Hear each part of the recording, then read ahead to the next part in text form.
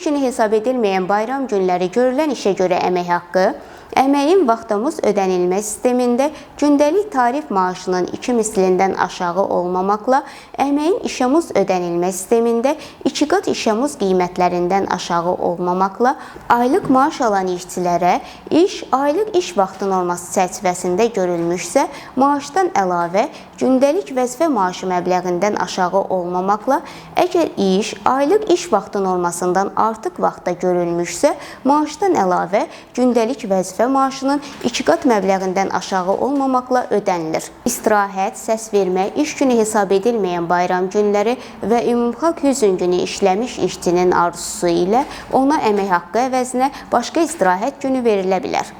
Əmək haqqının verilməsi günü istirahət, səs vermə, ümumxalq hüzn günü və ya iş günü hesab edilməyən bayram günlərinə təsadüf etdikdə, o bilavasitə həmin günlərdən əvvəlki gündə verilir. Əmək hüquqlarınızı öyrənin və tələb edin.